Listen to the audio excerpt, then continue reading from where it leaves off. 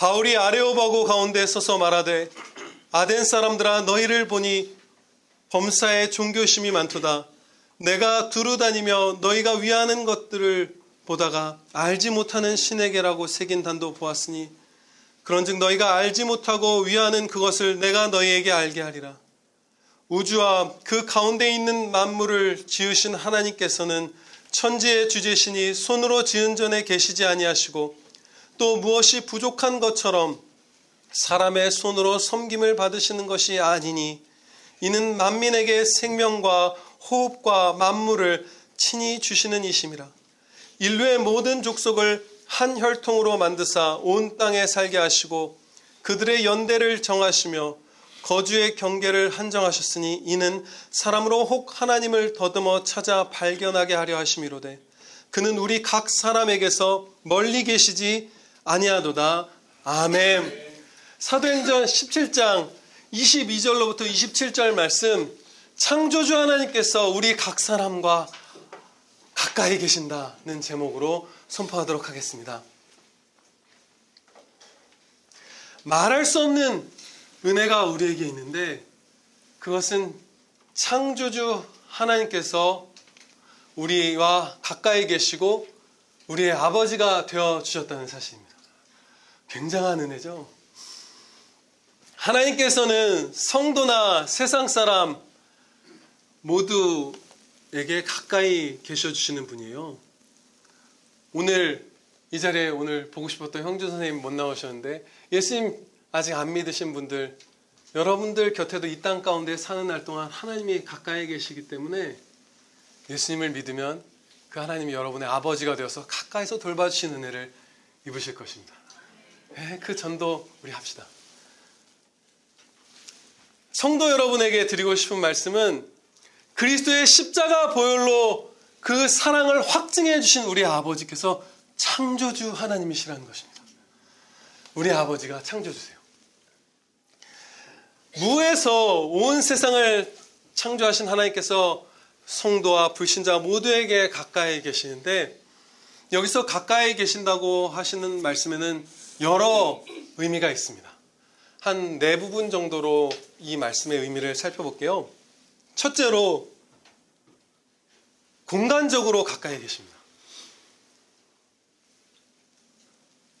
먼 데도 계시고 가까운 곳에도 계시고 우리 안에도 계시고 우리 위에도 밖에도 계시고 그렇죠? 만물 가운데 모든 피조물 가운데 다 계시면서 그곳에만 계신 것이 아니라 피조물을 초월해서도 계시는 분이세요. 여기 이 피조물을 초월해서 존재하신다는 이 진리에 주목하기를 소원해요. 이 피조물이, 이 피조 세계가 하나님의 한계가 아닙니다. 이 피조 세계라는 울타리가 하나님의 크심의 끝이 아니에요. 하나님은 이 피조 세계를 초월해서 계시는 무한하시고 영원하신 아버지세요. 둘째로 이 가까이 계심은 우리와의 관계에 있어서 가까이 계십니다. 생명과 호흡, 존재, 우리의 움직임, 재능, 지혜와 명철, 우리의 모든 것을 매 순간 주고 계세요. 하나님께서는 이 죄인들을 멸망하게 하시려면 그 적극적인 자비의 관계, 그 가까이서 우리를 붙들어 주시는 그 은혜를 거두시기만 하면 우리는 다 멸망하는 거예요. 특별히 하나님께서 우리를 멸망시키려고 무엇을 하실 필요가 있는 것이 아니라 매 순간 붙드시는 그 가까이서 붙드시는 성도와 불신자를 모두 붙드시는 그 은혜를 거두시면 멸망하는 것이죠. 너무나 밀접한 관계 속에서 매 순간 우리 한 사람 한 사람을 지금도 돌봐주고 계십니다. 셋째로 우리를 잘 아는 가까움이 하나님께 있어요. 창조주이시기 때문에 우리의 육신과 영혼의 가장 깊고 세밀한 부분까지 완전하게 이해하고 계시죠. 다 아시는 거예요. 정말 잘 아는 가까움. 그런 가까움이 창조주 하나님과 우리 사이에 있습니다. 넷째로 그의 택하신 양들을 긍휼히 여기시는 그 사랑으로 가까이 계십니다. 하나님의 자비로운 마음이 그의 자녀인 우리들을 향해서 이렇게 쏠려 있어요. 언제든지 우리가 도움을 청하면 우리가 하나님의 손길이 늘 필요하죠. 늘 필요해요. 늘 우리를 향해서 그 마음을 쏟고 가까이 계시는 거예요. 기울어 계시는 거예요. 눈을 이렇게 보고 계시는 거예요. 그런데 우리는 호세아 선지자의 아내 고멜과 같은 삶을 살았었고 또 때로 살기도 하는 그런 자들입니다. 호세아 선지자는 하나님의 명령을 따라 그 음란한 여인 고멜과 결혼했어요. 고멜은 결혼 전에도 음탕한 삶을 살았는데 후에도 계속 외도를 하면서 아마도 법적으로는 호세아 선지자의 아들, 딸들이었지만 다른 남자에게서 얻은 자녀를 낳았던 것 같아요. 왜냐하면 하나님께서 아이의 이름을 로암미 이런 식으로 명하라고 하셨는데 그게 내 백성이 아니다라는 뜻이에요. 그러니까 호세아 선지자에게서 얻은 아들, 딸을 낳은 것이 아니라 이 고멜이라는 분은 외도하여서 그 다른 남자의 아이를 호세아 선지자에게 주었던 것이죠.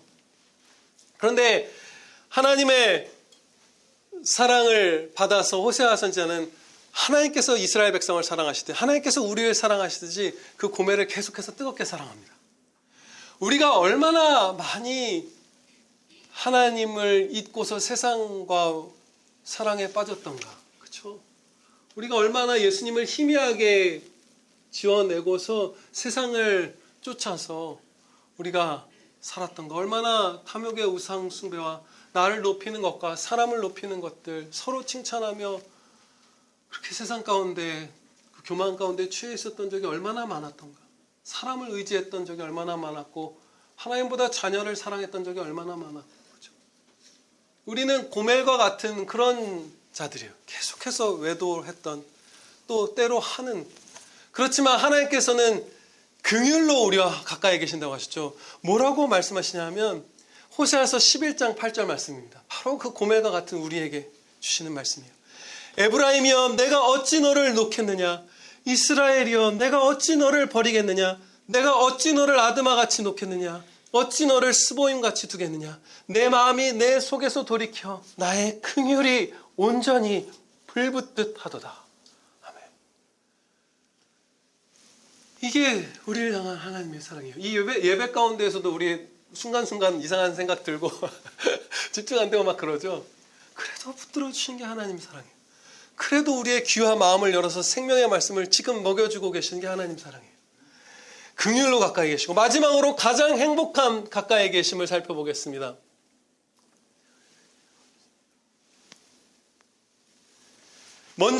우리를 먼저 사랑하사 가까이 계셔주신 하나님께서는 하나님을 찾는 자들에게 더욱더 가까이 계셔주시는 은혜를 주십니다. 더 가까이 다가와 주시는 거예요. 먼저 우리를 사랑하셨는데 우리가 하나님을 사랑하며 하나님을 찾고 의지하고 따를 때 더 친밀하게, 더 가까이 함께 해주세요. 여호와께서는 자기에게 간구하는 모든 자, 곧 진실하게 간구하는 모든 자에게 가까이 하시는도다. 아멘입니다. 시편 145편 18절 말씀이에요. 이게 최상의 은혜죠. 원래도 우리가 원수 되었을 때도 가까이 계셔주셨고 자녀 되었을 때 더 가까이 계셔주셨는데 이제 그 사랑받은, 십자가 사랑받은 자로서 하나님을 사랑하기 시작할 때 더 친밀하게 함께 해주신 거예요. 거처를 너와 함께 하리라. 시편 말씀을 보면 하나님께서 창조주이심을 직접적으로 찬양드리고 간구드리는 구절이 제가 급하게 찾아봤는데 한 40개가 넘더라고요. 창조주이심을 찬양드릴 때, 기도드릴 때 굉장히 거의 항상 의식하는 거예요. 이게 하나님께서 우리에게 가르쳐주신 완전한 찬양과 기도의 본이잖아요. 시편이. 창조주 하나님께 기도드린다. 창조주 하나님이 나를 가까이 하신다 라는 것을 인식하는 게 우리에게 엄청난 은혜가 되는 것이에요. 우리가 기도와 찬양을 드릴 때 하나님 아버지께서 창조주이심을 기억할 때 우리가 마치 다윗과 같이 복된 아들, 딸들이 되는 거예요. 시편 121편은 성전에 올라가는 노래라는 제목이 붙어 있어요. 근데 성전은 예수님께서 말씀하시기를 만민의 기도하는 집이다 이렇게 선포하셨잖아요. 그러면 이 성전에 올라가서 기도드려야 할 때, 우리가 하나님의 은혜의 보좌 앞에 나가서 기도드릴 때 어떠한 마음으로 기도드려야 할까? 이 시편 121편이 가르쳐 주시겠죠. 왜냐하면 성전에 올라가는 노래니까. 121편 1절 2절 말씀이 바로 이 말씀이에요. 여러분 다 아시는. 내가 산을 향하여 눈을 들리라. 나의 도움이 어디서 올까? 나의 도움은 천지를 지으신 여호와에게서로다. 하나님께서 창조주이심을 기억하며 기도드리러 가는 것이 은혜 있는 기도인 것이에요. 그 전능하신 하나님, 무에서 유를 창조하신 하나님, 그 하나님 내 기도를 지금 들으신다. 내가 그 하나님 앞에 앉아있다. 앉아있는 건 좀 그렇고요. 무릎 꿇고 있다, 서 있다. 그것이죠.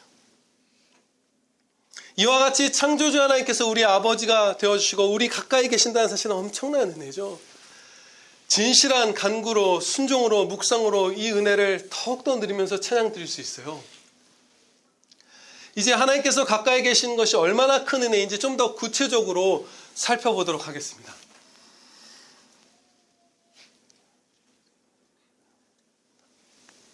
첫 번째로, 우리가 절망했을 때 신속하게 우리를 건지시는 엄청난 은혜가 가까이 계시는 하나님께로부터 임합니다. 절망해서 건져주시는 은혜가 여기에 있어요. 우리의 영혼이 짓눌릴 때, 절망할 때가 정말 많잖아요.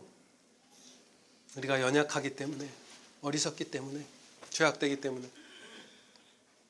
그런데 절망 가운데에서 가까이 계신 하나님께 진실되게 간구 드렸을 때에 채 몇십 분도 지나지 않아서 그 절망은 거두어 주시고 평안으로 채워주시는 때가 대부분이에요. 아닐 때가 있었던가 할 만큼이에요. 정말로 하나님을 신뢰하면서 경외하면서 은혜의 보좌 앞에 진실된 회개와 진실된 간구를 드릴 때 우리를 길게 그 절망 가운데 내버려 두셨던 적이 과연 있던가 할 만큼 가까이 계시면서 신속하게 절망해서 건져주세요. 영혼이 부서질 것 같은 짓눌림에서 정말 빠르게 구해주세요. 교리화할 수는 없지만 정말로 이제 계속 살펴볼 텐데 몇십 분? 그럴 때가 대부분이에요. 이 놀라운 은혜를 좀 길게 살펴볼게요. 오늘 마태복음 14장 29절로부터 31절 말씀에는 베드로가 예수님을 향해서 물 위를 걸어가던 장면이 기록되어 있어요. 이렇게 말씀합니다. 오라 하시니 베드로가 배에서 내려 물 위로 걸어서 예수께로 가되 바람을 보고 무서워 빠져가는지라 소리질러 이르되 주여 나를 구원하소서 하니 예수께서 즉시 손을 내밀어 그를 붙잡으시며 이르시되 믿음이 작은 자여 왜 의심하였느냐 하시니라. 물에서 절망 가운데 한참을 허우적대게 하시지 않았어요. 빠져서 아직 다 빠지기도 전에 빠져가고 있을 때 나를 구원하소서 했을 때 즉시 손을 내밀었다. 이것이 가까이 계시는 예수님께서 우리를 돌보시는 방식입니다. 절망에 내버려 두시잖아요. 주님을 의지하는 자녀, 진실되게 간구한 자녀를 계속 짓눌리는 가운데 두시지 않아요. 사무엘 선지자의 어머니인 한나는 불임이었고 또 남편에게는 다른 아내 분인나가 있었죠. 근데 이 분인나는 한나를 지독하게 공격하던 악한 여인이었어요. 그래서 한나가 말할 수 없는 괴로움에 시달렸죠. 이 고대 근동 지역에서 아이를 못 낳는다는 것은 여인으로서 가장 비참한 상황이고 게다가 남편에겐 아내가 또 있고 이 아내는 악한 여인인 거예요. 그러니까 우리가 살면서 대부분의 사람이 겪을 수 있는 거의 최대치, 정말 말할 수 없는 고통에 한나가 시달렸는데 주님 앞에 나아가서 진실되게 부르짖고 그날 평안을 얻었어요. 자녀를 무슨 얻기도 전에, 임신하기도 전에, 사무엘을 얻기도 전에, 훨씬 전에 평안을 얻고 사무엘상 1장 18절 말씀입니다. 얼굴에 다시는 근심빛이 없더라. 그날 은혜를 입은 거예요.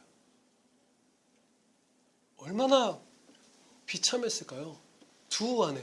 시누이만 해도 악한 시누이가 있으면, 경건하지 않은 시누이가, 불경건한 시누이가 있으면 여러분들 고통스럽다는 거 다 공감하시는 거잖아요. 근데 악한 아내가 남편에게 있어서 같은 집에서 매일 살아요. 와.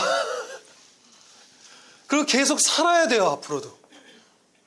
그런데 기도 드리는 순간, 진실된 간구를 드리는 그날에 완전한 평안을 얻은 거예요. 다시는 근심빛이 없었다는 건 이전보다 더 큰 평안을 얻었다는 거예요. 더 견고한 평안. 놀랍죠. 예전에 한번 나누었던 예화지만, 역사 가운데 사건이지만 좀 더 자세히 적힌 기사를 제가 발견해서 이번에 다시 나누고자 합니다.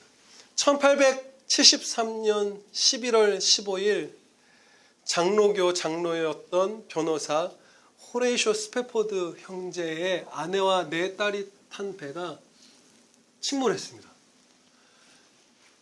사고 후 9일 만에 이 스페포드 형제가 전보를 받았는데, 아내가 비통한 가운데 보낸 이 전보는 딱 두 단어였어요. 혼자 구출됐어요. 네 딸이 다 이 세상을 떠난 거예요. 내 딸을 하루에 떠나고는 슬픔을 안고서 이 혼자 슬픔에 빠져있을 아내를 향해서 이분이 굉장히 신속하게 달려갔다고 해요. 이제 아내는 웨일즈 어딘가에 아마 피신해 있었다고 들었어요. 그 구출되어서 거기를 배를 타고 이제 가야 되는데, 배를 타고 가면서 이제 그 배를 모는 선장님하고 이 스페포드 형제님이 대화를 나누는데, 이제 한참 가다가 그 선장님이 여기가 선생님의 딸들이 이렇게 잠긴 그곳입니다라고 말해 주었대요. 그래서 이분이 마음이 그 전까지는 그래도 어떻게 잘 다스리고 있었는데 거기서 완전히 무너진 거예요. 그래서 선실로 돌아가서 하나님께 부르짖기 시작했는데, 이제 다른 사람들은 이 형제가 그야말로 파괴될까봐 걱정하고 선실 밖에서 있었는데, 이가 아버지께 부르짖기 시작할 때 은혜가 임해서 이전에 한 번도 누려본 적 없던 평안을 맛보기 시작한 거예요. 그래서 그때 이분이 입술로 그냥 뱉었던 그 노래, 우리말로 번역한 것은 평안해, 내 영혼 평안해. 그거예요. 평안해, 내 영혼이 평안해, 하나님의 뜻이 이루어지이다. 그 찬양을 딸 아이들 4명이 하루아침에 잠긴 그 바다 위에서 이분이 불렀던 것이에요.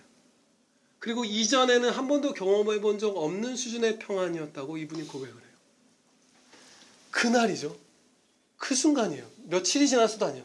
그 시간에 임한 거예요. 자녀가 4시 한꺼번에 죽은 절망을 이기는.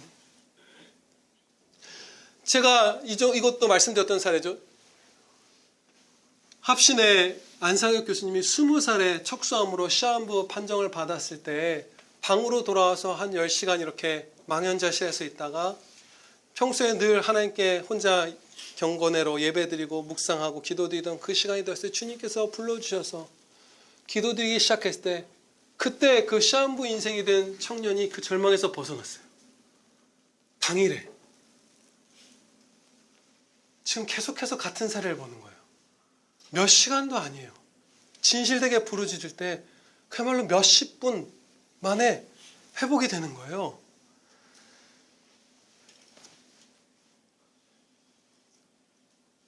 스펄전 목사님은 하나님께서 가까이 계시기 때문에 시계가 30분을 알리는 종을 울리기 전에 여러분이 절망에서 벗어나실 수도 있을 것입니다 라고 오늘 이 몇 절이죠? 27절 말씀을 설교할 때 선포했어요. 30분을 알리기 전에 여러분이 절망에서 벗어날 것이다.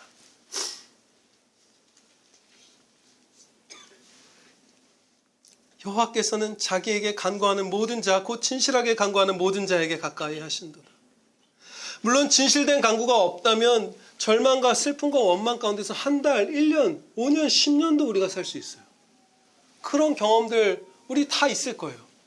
절망이 길었던 것들, 영혼이 짓눌리는 상태로 길게 살았던 경험들이 있을 거예요.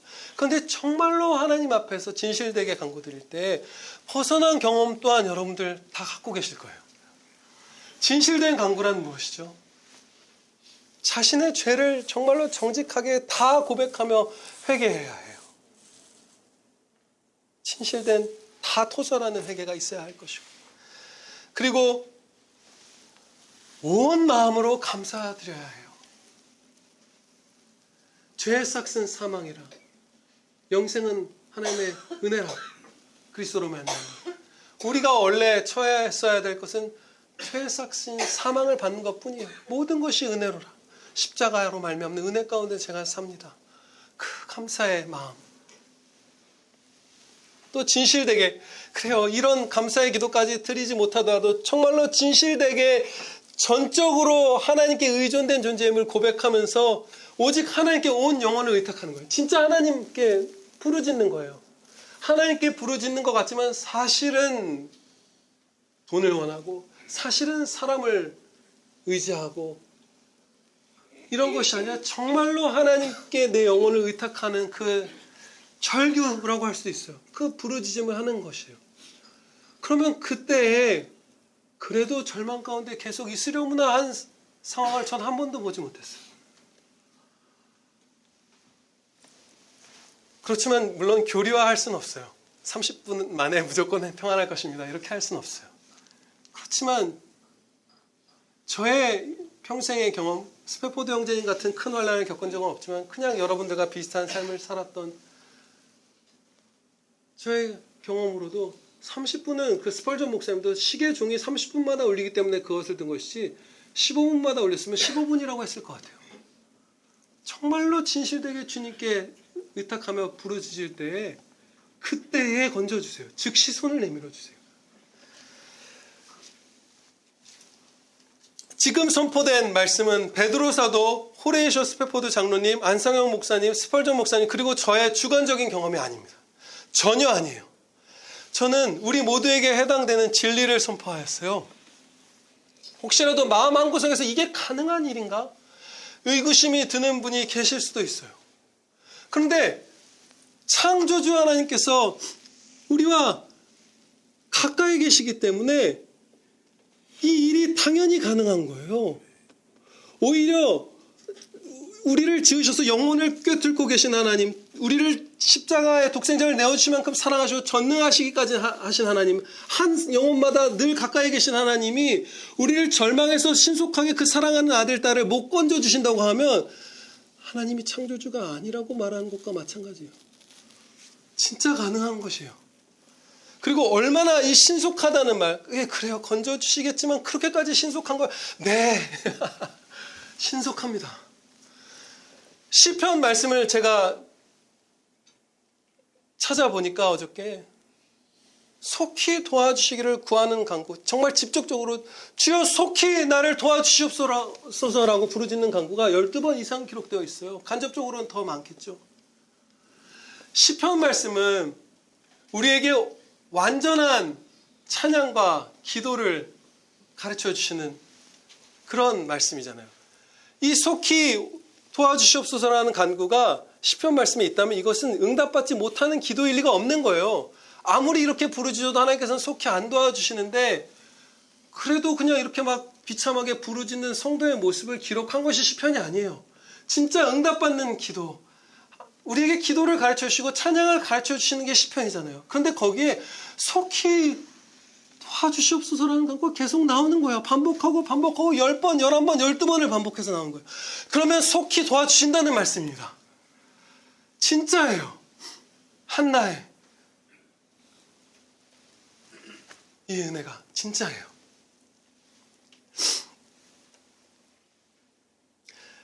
두 번째로 하나님께서 창조주께서 가까이 계시는 은혜, 아버지로 가까이 계셔 주시는 은혜를 살펴보겠습니다. 세밀하게 우리를 돌봐주시는 것이에요. 저희 동네에 제가 아는 어떤 폐지 줍는 청년이 있어요. 체격도 건장하고, 그런데 정신지체도 있고 몸도 최근에는 다리를 절더라고요. 예전에는 다리를 절었던 것 같지 않은데 다친 것 같아요. 그 청년의 부모님들도 같은 일을 하세요. 어머니, 아버지, 이 아들 이렇게 3명이서 살아가는데, 근데 제가 예전에 종종 두 아이들을 걸어서 유치원에 데려다 줄 때 몇 년 전이죠. 이미 한 4, 5년 만 이렇게.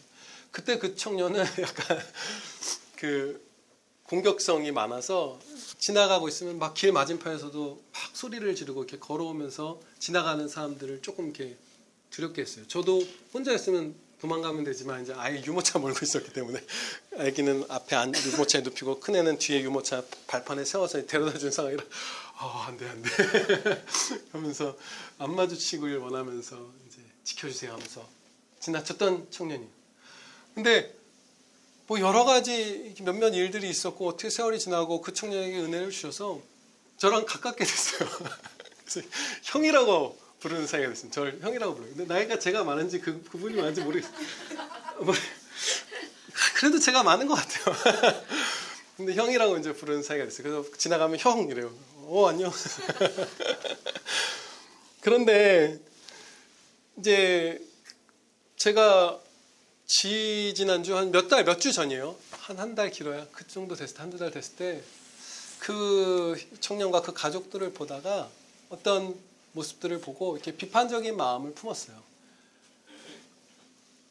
그러고 나서 이제 바로 이제 운동하면서 걸으면서 마주치고 그랬는데 이제 바로 회개를 했죠. 내가 잘못했다. 이웃을 미워하고 정죄하고 판단하고 교만하게 굴었구나. 그것은 이제 회개하고 이제 정말로 정직하게 이웃을 섬세하게 사랑해야 되잖아요. 내 자신처럼 사랑하고 막 형제라면 서로 존경하고 막 이웃들의 좋은 것을 보고 밝은 것을 보고 이런 게 하나님 사랑이잖아요. 그래서 그 사랑을 실천하고자 하는데 이제 생각해 보니까 다리도 절고 정신지체도 있고 그 어머니는 허리가 완전히 뭔가 크게 다친 것 같아요. 그래서 보호대를 그렇게 큰 걸 찬 분이 처음 봤어요. 한 가슴부터 허리까지를 다 감싸는 복대를 차고 이렇게 느릿느릿 움직이시거든요. 아버지만 좀 건강하세요. 그런데도 내가 유치원을 데려다 줄 때, 운동할 때, 마주칠 때마다 이 세 식구가 일하고 있구나. 내가 저렇게 정신도 아프고 몸도 아프고 열심히 일해봤자 정말 작은 돈 얻고 사회적으로 존경도 못 받고 그런 일들을 하는 사람이었어도 저렇게 매일매일 성실하게 일할 수 있었을까? 그건 뭐 모르겠지만 은혜 가운데 했을 수 있겠죠. 그렇지만 확실한 건 존경스러운 거잖아요.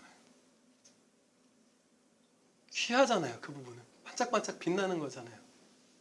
그래서 그 회개 기도를 하고 계속 걸어가면서 그 고백을 했어요. 아버지 하나님, 이분들은 이렇게 그런 여러 가지 아픔과 힘겨운 상황에서도 이 일을 매일매일 하는 성실하게 일하는 분들인데 정말 존경스러운 분들입니다. 존경스러운 분들입니다.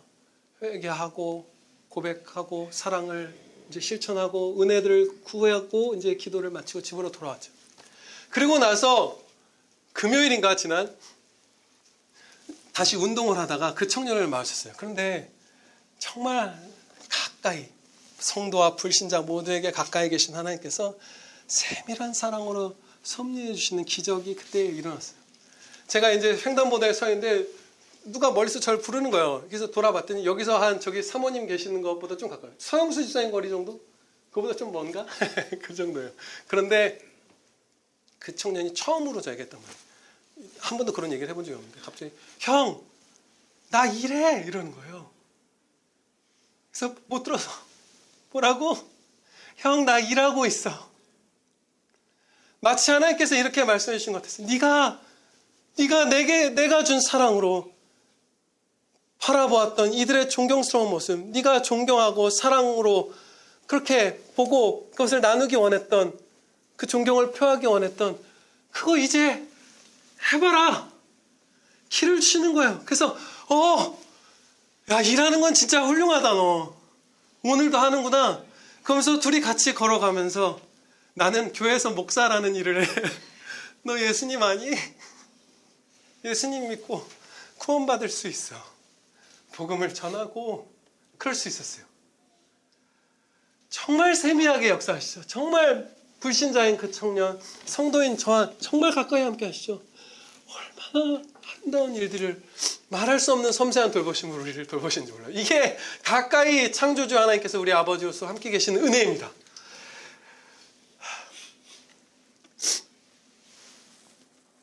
세 번째 은혜는 하나님께서 우리와 가까이 계시기 때문에 자신을 쉽고 밝게 우리에게 나타내 주실 수 있다는 거예요. 우리 곁에 계신 하나님께서 정말 밝히 우리에게 주님의 임재하심을 보여주실 수 있어요. 임마누엘의 은혜죠. 임마누엘의 은혜라고 한 단어로 요약할 수 있어요. 하나님이 우리와 함께 계신다. 이것이 교회의 본질이 있잖아요. 모든 것이신 하나님이 우리와 함께 계시면 그것으로 교회는 복된 것이죠. 아멘입니다. 그게 우리의 본질이에요. 우리의 선배들이 6.25로 폐허더미가 된 이 땅에서 평안과 기쁨 가운데 살아가면서 오히려 후손들에게 영적으로나 물질적으로나 좋은 것들을 주고 축복하는 선배가 될 수 있었던 것은 이 땅에 무엇이 있었어가 전혀 아니죠. 아무것도 없었잖아요. 임마누엘. 하나님께서 우리와 함께 계신다. 그렇죠? 지금 주희가 웃는 표정을 보셔야 되는데, 그거예요. 임마누엘의 기쁨이에요. 어머니는 좀 와서 보셔도 좋은데 너무 아름답고 행복한데 그거예요. 임마누엘. 그 은혜를 가까이 계신 하나님께서 우리에게 마음껏 부어주시고 우리가 부르짖을 때 얼마나 밝히 드러내 주시는지 몰라요. 창조주 하나님께서 가까이 계시면서 역사하시는데 그 사역의 중요한 부분으로서 예를 든 것이 지금 한 사람 한 사람의 영혼에 역사하는 것들을 제가 예를 들었죠. 왜 그런가? 더 큰 스케일의 예를 들을 수는 없는가? 눈에 보기에도 엄청난 일들, 그런 것들을 가까이 계신 창조주 하나님이 신이 역사하시고 그것을 우리가 예를 들 수는 없는가? 재작년에 저희 집 근처 남한산성에서 산불이 났어요. 그래서 저희 아파트 베란다에서 막 산이 활활 타는 게 보이더라고요. 근데 그럴 때 기도하면 갑자기 그 건조한 시기에 봄에 막 비가 쏟아지고 막 뭐 어떻게 하면 기적이 일어나고 무슨 회사에서 사회에서 엄청난 변혁, 천지개벽이 일어나고 하는 일들, 자연이 막 뒤바뀌고 그런 일들이 예로 든 것이 아니라 왜 한 영혼 한 영혼의 역사를 창조주 하나님의 그 권능의 역사에 예로 들었는가? 한 영혼을 만져주신 것이, 여러 영혼도 아니에요. 한 사람을 만져주시는 것이, 그 한 영혼에 하나님께서 역사하시는 것이 가장 실제로 크고 귀중한 역사이기 때문이에요. 이 땅의 모든 피조물들 가운데 하나님의 형상대로 지음받은 것은 사람뿐입니다. 그 가운데에서도 이 사람의 영혼에 대해서는 하나님께서 특별한 소유권을 주장하세요. 정말 영혼의 주인, 영혼의 아버지 이심을 정말 특별하게 주장하세요. 정말 하나님의 형상이 우리의 육신보다도 그 영혼에서 가장 밝히 빛나고 있죠. 가장 소중한 피조물, 가장 귀중한 피조물, 하나님께서 가장 사랑하시는 그 사람이란 피조물의 가장 중요한 부분이 영혼인 것이에요. 이 세상 전부보다도 한 사람의 영혼이 귀한 것이에요. 세상을 위해서 십자가에 달리시지 않았지만 한 영혼을 위해서는 십자가에 달리시는 거예요. 그래서 이 한 영혼의 역사하시는 것이 창조주 하나님이 베푸시는 가장 중대하고 큰 사역인 것이에요. 우리가 여러 형제들을 위해서 간구를 드릴 때가 있잖아요. 그래서 그 기도가 응답받을 때가 있습니다. 그런데 그때 하나님께서는 어떻게 응답을 해주시냐면, 우리가 만약에 박소영 지사님이 우리 평안교회를 위해서 기도드리셨어요. 응답을 해주시는 거예요. 그런데 우리 각 사람이 또다시 하나님께 간구드리게 하심으로써 역사하십니다. 박소영 지사님이 기도드리셨으니까 50명은 그냥 가만히 있는 상태로 그냥 하나님 찾지 않는데 은혜를 입는 게 아니라, 기도하심으로 우리 전원이 한 명 한 명이 하나님의 만져주심을 받으면서 하나님께 부르짖는 그 한 개인이 되는 방식으로서 하나님께서 은혜를 베푸세요. 임마누엘의 사랑과 은혜, 창조주 하나님께서 우리와 함께 하시는 것은 우리를 공동체로 뭉뚱그려서 함께 하시는 것이 아니라, 물론 예수 그리스도의 한 몸으로서 공동체로서도 우리를 보시죠. 그렇지만 한 사람 한 사람과 사랑의 교제를 나눠주시는 것이에요. 우리 한 사람 한 사람과 거처를 함께 하시는 것이에요. 그래서 이 사람의 영혼에 일어나는 이 일들이 창조주 하나님의 역사 가운데서 가장 큰 것이에요. 진실하게 간구하고 순종하고 마음이 깨끗한 자녀가 되어서 하나님께서 거처를 함께 하시는 그 은혜를 입는 것이 오늘 설교를 들은 여러분의 미래가 되기를 주 예수 그리스도 이름으로 축원합니다. 기도드리시겠습니다. 아버지 하나님, 너무나 세미한 사랑으로 뜨거운 긍휼과 자비와 사랑으로 권능으로 십자가 사랑과 은혜로 저희와 가까이 함께 하신 그 말할 수 없는 은혜를 감사 찬양드리옵나이다. 하나님께서 이렇게 가까이 계시고 이렇게 신속히 도와주시고 이렇게 세밀하게 불신자와 성도를 다 만지면서 우리의 진실된 간구에 응답해 주시며 우리를 기쁨의 찬양의 생명의 삶을 살게 해주심에도 불구하고 저희가 하나님을 찾지 않으므로 그 은혜를 누리지 못하였던 것 주여 불쌍히 여겨주시옵소서.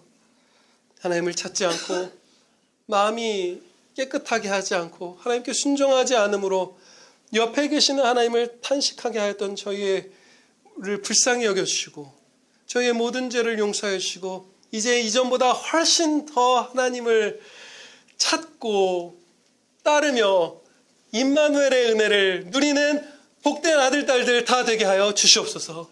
예수 그리스도의 이름으로 기도하렵나이다. 아멘.